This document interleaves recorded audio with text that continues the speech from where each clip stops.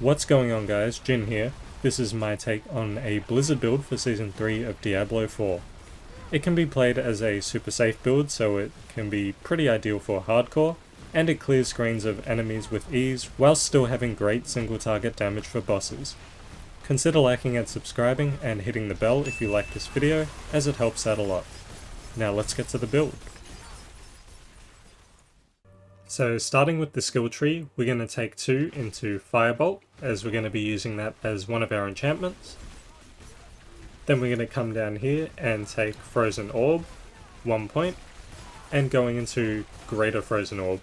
So this is slightly different from last season where we would use the Ice Shards for the Blizzard build, but it's no longer as efficient because we don't have the vulnerable procs from the vampiric powers, so that's why we're using Frozen Orb to help with the vulnerable. I tried out the Chain Lightning with Static Surge, but it doesn't really work as well as it takes a lot of points on the Paragon board and doesn't help apply the chill like Frozen Orb. So this is definitely the best feeling option. Then we take 1 into Potent Warding, and then come down to our defensive skills, taking 1 in Flame Shield, 5 into Teleport, and Shimmering Teleport. We're grabbing 3 into Glass Cannon, 1 into Elemental Attunement, and Ice Armor, going into Mystical Ice Armor.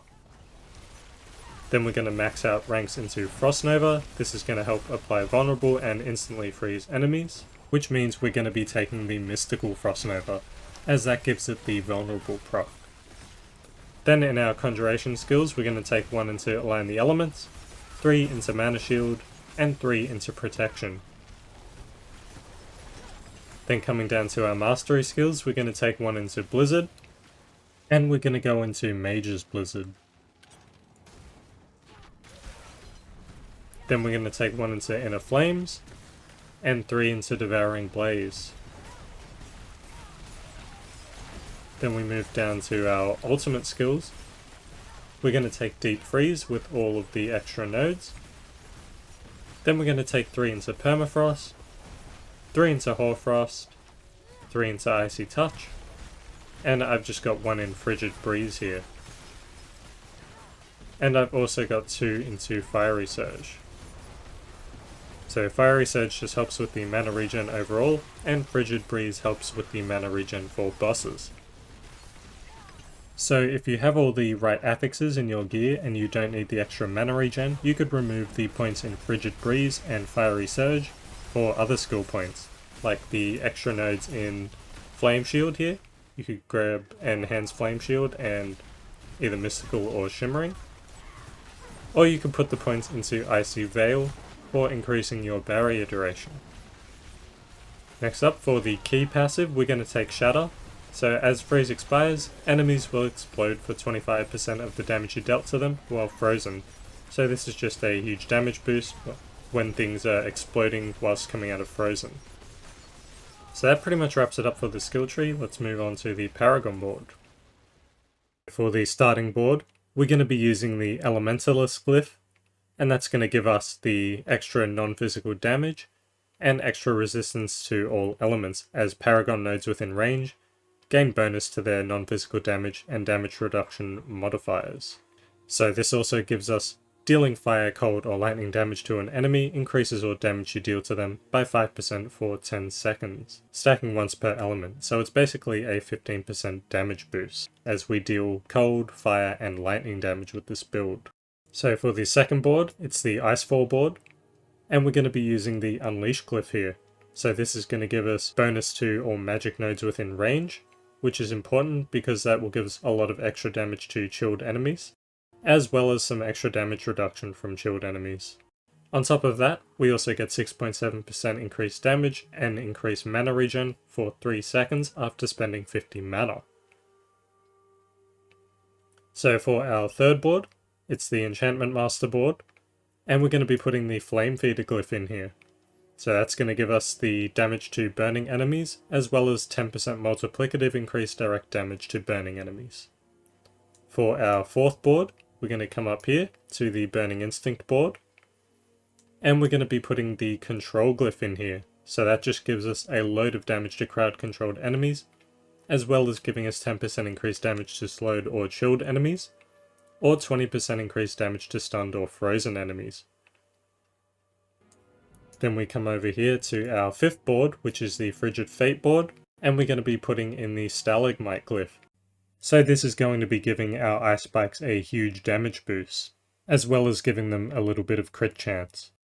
And as for the Frigid Fate node, we deal bonus damage to vulnerable enemies, equal to 10% of the total damage with cold, up to a maximum of 30%.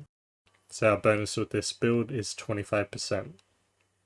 Quite a lot of extra damage to vulnerable enemies.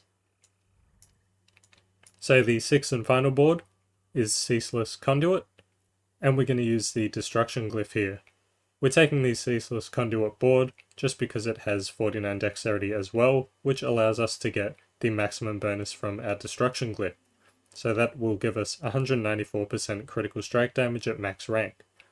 And it also gives critical strikes increase or damage the enemy takes from you by 2% for 10 seconds, up to 12%. So pretty straightforward Paragon board here, nothing too crazy. All of this will be in the build planner in the description below. If I went too fast for you, you can check it out there. So now let's move on to the enchantments and the Seneschal construct.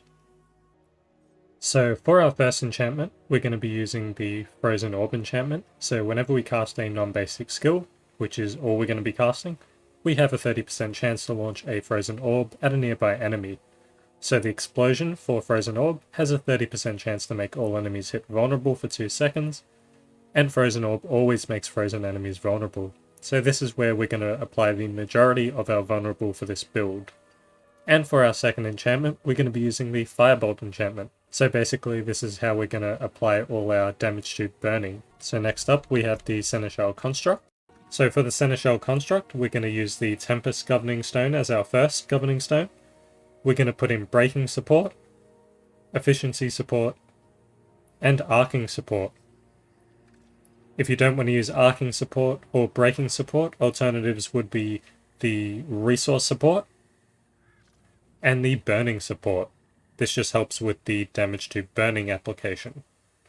For our next Governing Stone, we're using Flash of Adrenaline, and we're going to be using the Tactical support, the Duration support, and the Initiative support.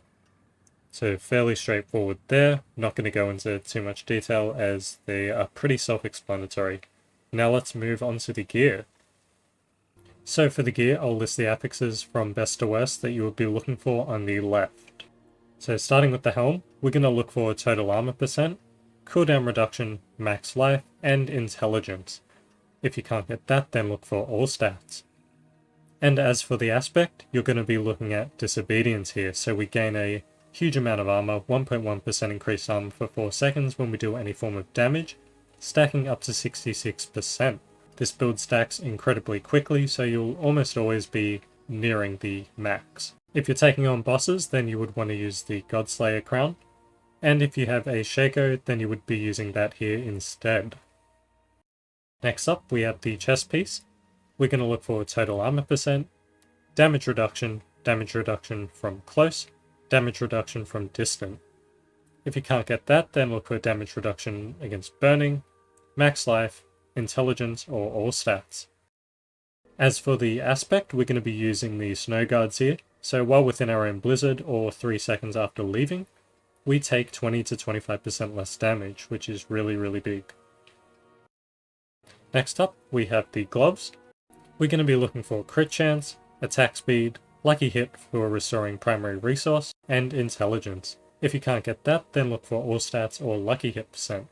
And as for the aspect, we're going to be using Frozen Tundra here, so while Deep Freeze is active, ice spikes will form in the area and deal damage. And also our ice spikes all have a 50% increased explosion radius, so this helps out a lot in clearing the screen from monsters. Alternatively, if you want more single target damage, you could use the aspect of control here. Next up we have the pants. We're going to be using Tybalt's Will, and that's going to give us a huge damage boost, as well as maximum resource, damage reduction from close, as well as the unique aspect.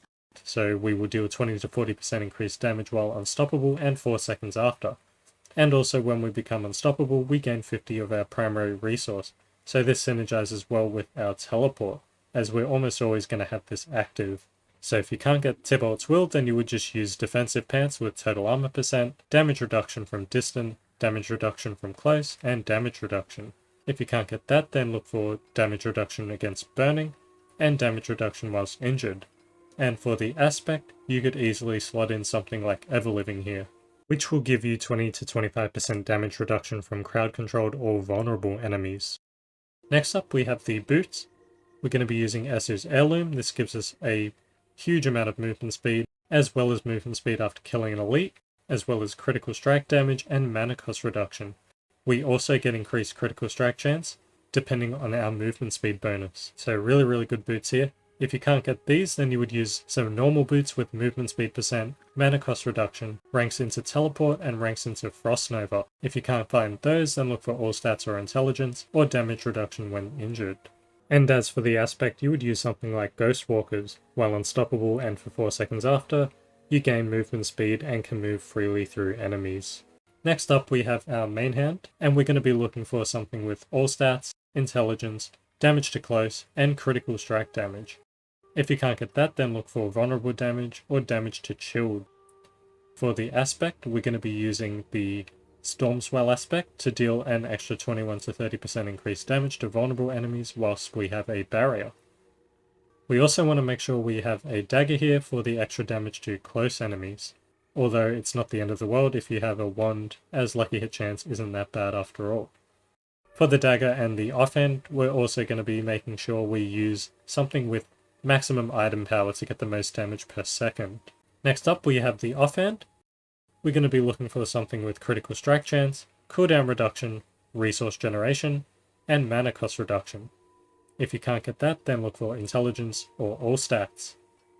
And for the aspect, we're going to be using Conceited, so that's going to give us a huge damage boost, 15 to 25% increased damage, while we have a barrier active. Next up we have the Amulet. We're going to be looking for something with cooldown reduction, ranks into glass cannon passive, mana cost reduction, and movement speed. If you can't get that, then look for something like ranks into Hoarfrost, ranks into Devouring Blaze, or total armor percent.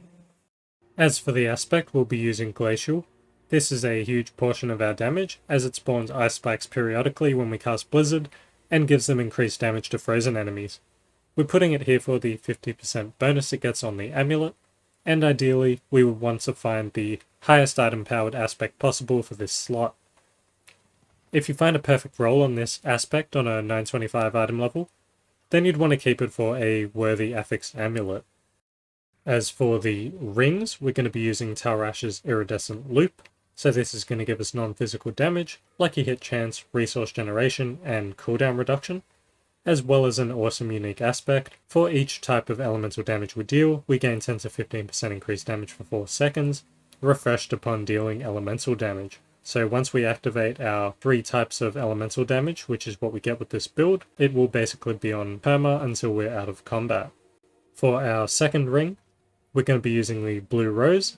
This gives us critical strike damage, a huge amount of ice spike damage, which is really solid, lucky hit chance, and mana cost reduction. We also get an awesome unique aspect once again. So with our lucky hits, damaging an enemy has 30% chance to form an exploding ice spike, dealing an amount of cold damage. Triple this chance if the enemy is frozen. So if you don't have access to these 2 rings, then you would want to use rings with critical hit chance, resource generation, damage to close enemies, and critical strike damage. If you can't get those, then look for vulnerable damage or damage to chilled. And as for the aspects, you would want to use aspects like Prodigy, so using a cooldown restores 15 to 25 mana, and Control, so you deal 25 to 35% more damage to immobilized, stunned, or frozen enemies. So that pretty much wraps it up for the gear. For the gems, we're going to be using the green gems for the weapons, red gems for the armor, although you can use yellow gems as well if you find yourself getting CC'd a lot, but this build does have a lot of get out of jail free with the flame shield, as well as the deep freeze reset, and teleport of course. And for the jewellery, we're going to be using the skulls for the armour.